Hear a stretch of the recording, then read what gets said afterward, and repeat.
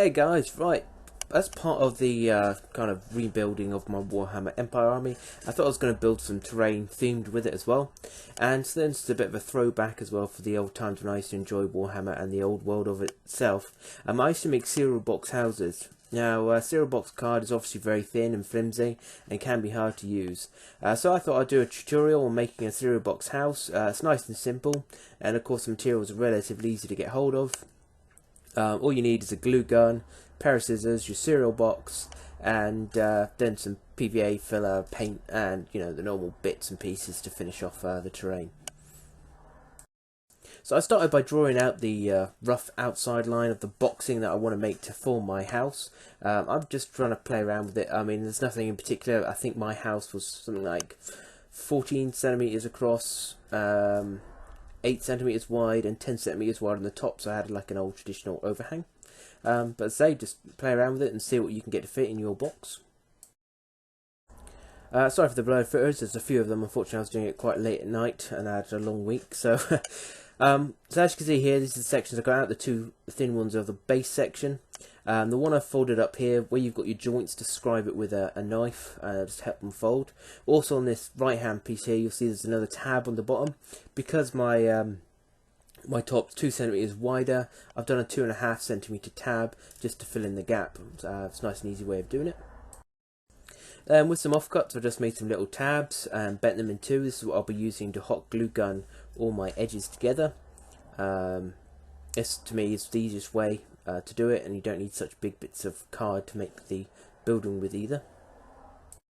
While my glue gun was warming up, I just made a load of lines here. These are 5mm apart. These are basically going to form the timber work around my building, so I'll cut these out into strips in a minute, just to add a bit of depth to the building itself. So I've formed the bottom floor at the moment on the left hand side, and then the top floor on the right. You can see on the inside there the little tabs I've used to glue them together. You can use PVA if you want, but you have to wait for the PVA to dry. I use a hot glue gun because it's pretty instant and I can just crack on with building a little building. Again, apologise for blurry, but you can see there this is the top of the building now. Glued down. Again, in behind, you can inside there you can see the little tabs I've just done to cover up all the joints and hold it all together. In a minute you're going to go over the top of it with your little struts and stuff, and that'll just help cover in all the corners and help support it up as well. Again, here you can see the tabs. This is what I'm doing, just preparing for the roof. I've just cut it out the same size, cut it out nice and square, and that will just help my building form up into a square shape as well, and help with any twisting in it as well. So one side on and the other side to go. And now we have a little box that's starting to look like an old medieval styled house. Yeah, you'd have to squint a lot, but it's there, honest. I made up a base for it. As you can see here, I've done it 5mm bigger than the actual base. You don't want too much overhang because this card's so thin it will just warp. Also in the centre, I folded up a ridge of card, and that'll just help stop the centre of it warping, just make it a bit more sturdy as well. And you can see around the outside I've put my little tabs, and then I'll just hot glue this down and push the building onto the top of it. And hopefully you should end up with something looking a bit like this. Again, the sizes don't matter. Play around with it and see what you can get out your box. I mean, I say cereal box, but it can even be your box that your miniatures come in. I know Grip and Beast still have their classic cardboard boxes. Perfect for building stuff like this. Okay, so next up you want to go around on all the outside. This is to form like the timber of the building. As you can see here, it's just cut from the 5mm strips that I prepared earlier. I didn't do anything smart. I didn't measure any of this out. I did it all by eye, so it just gives it a bit of a wonky flavour to it all. The windows I've put right next to the corner. I'm not sure if I like this on my next one I'll do, but for now I've done it for this one. Just leave the windows open. I'll be painting the windows on. You just need a nice large opening for them. So once you've done all of that, we're now looking at the roof tiles. So this I've done a centimetre bigger than the actual roof needs to be. So this is 14 centimetre wide is my building.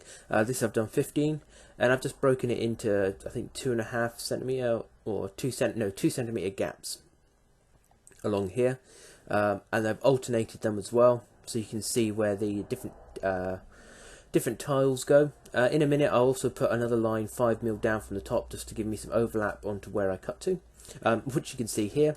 So the left hand side one's the one I've cut. I've just taken the corner off and then cut up the line to give a tile feel.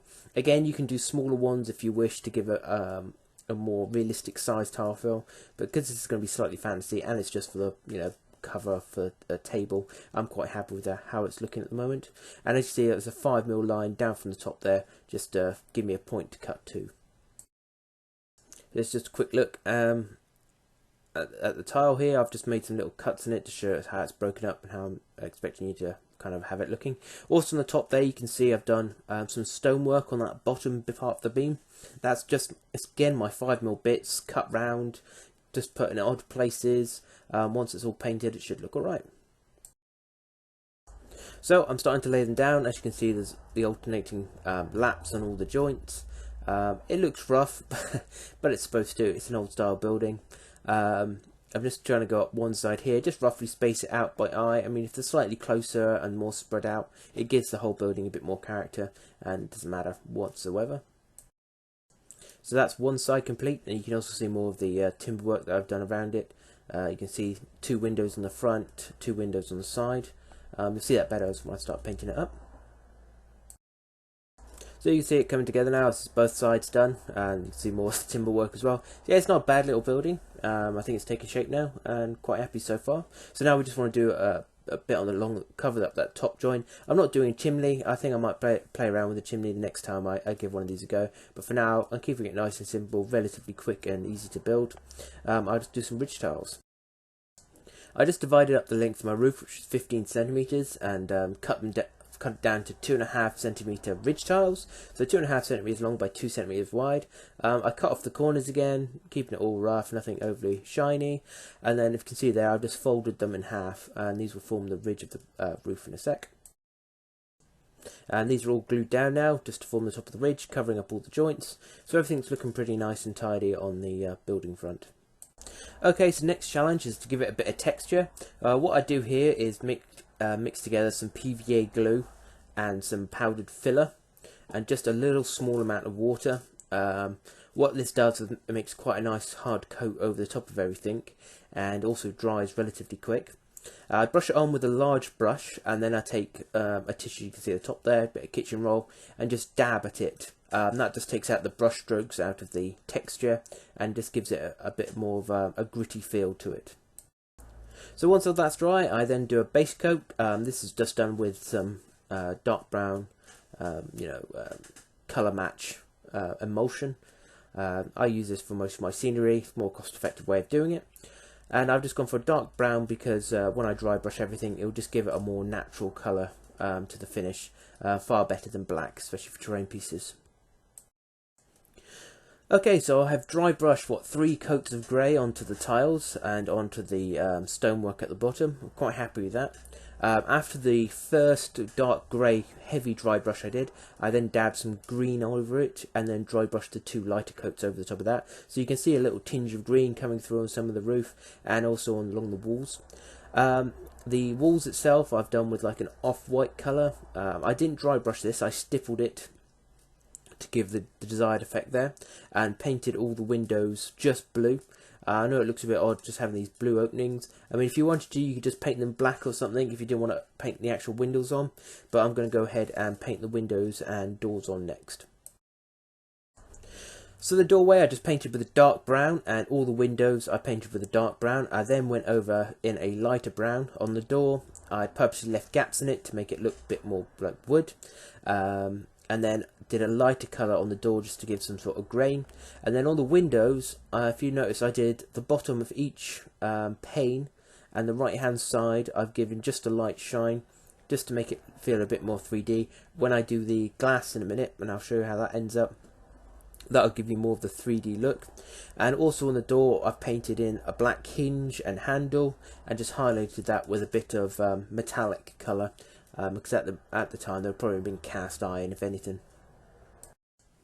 Right, so on the windows now, I did the opposite corners and did a lighter blue, and then finally just a strip of a very pale blue.